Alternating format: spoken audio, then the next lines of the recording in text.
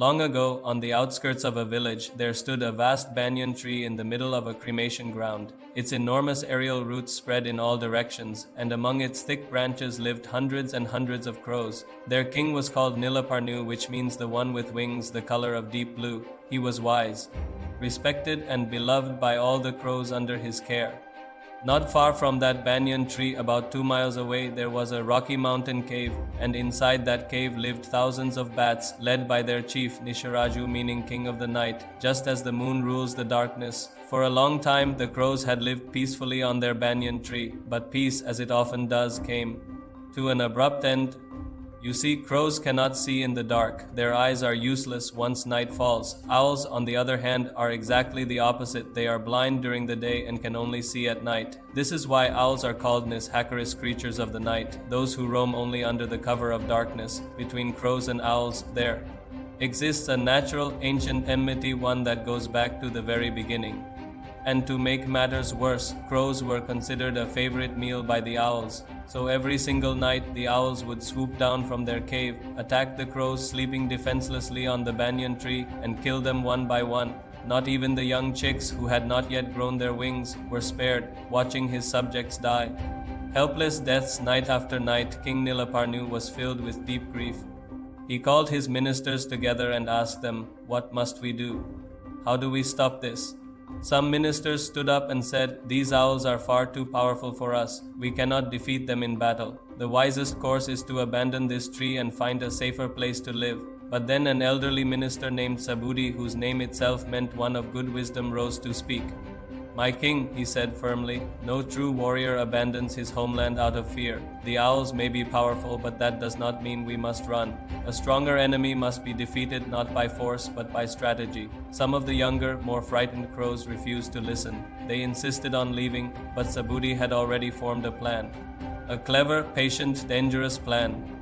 "Your Majesty," said the old minister, "here is what I propose. Take your entire flock and fly to a large tree about 8 miles from here. But before you go, pretend to attack me, wound me, draw blood. Leave me lying at the foot of this tree, as though you threw me down in anger. Then I will go to the owls. I will tell them that I spoke in their favor, that I urged our king to make peace with them, and that our king punished me for it by throwing me out. They will believe me. They will take me in, and when the time is right, I will destroy them from within." King Nilaparnu agreed. He smeared old blood from a dead crow onto Sabudi's feathers, struck him lightly to make it look convincing, and then, along with all his crows, flew away to a distant tree.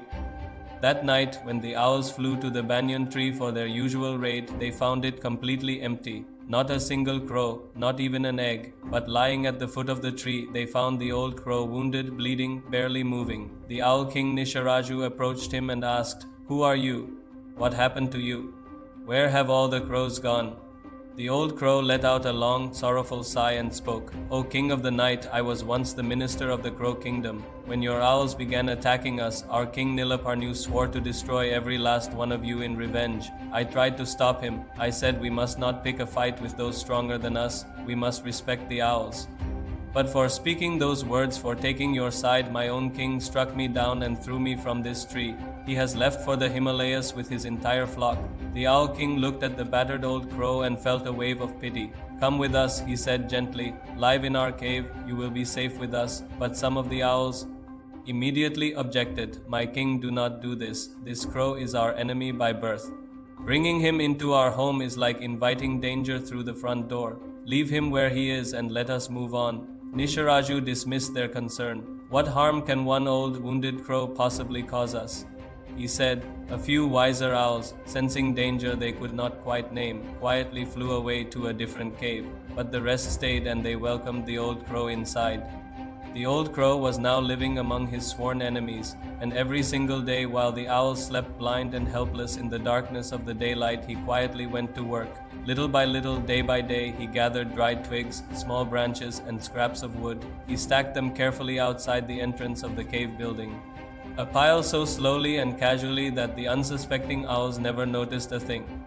Months passed. The pile grew larger and larger. One morning, Sabudi slipped out and flew all the way to where King Nilaparnu and the crows were living. He told his king everything. "Your Majesty, tomorrow morning bring every crow here. The pile of firewood at the cave entrance is ready. Set it alight. The owls cannot see in daylight. They will not be able to escape. It is time." The next morning, thousands of crows arrived together. Subhuti emerged from the cave, made one final check, and then gave the signal. King Nilaparnu commanded his crows to fetch burning embers from a nearby fire. Within moments, the great pile of dry wood at the mouth of the cave was set ablaze. The flames rose fast and fierce. The smoke poured inside.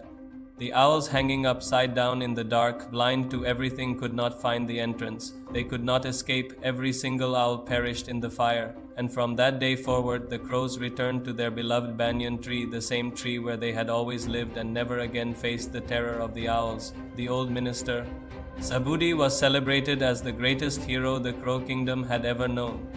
Not because he fought with his claws, but because he won with his mind. Moral of the story: if you shelter your enemy and let them into your home, danger will find you sooner or later. Never make the mistake of trusting those who wish you harm.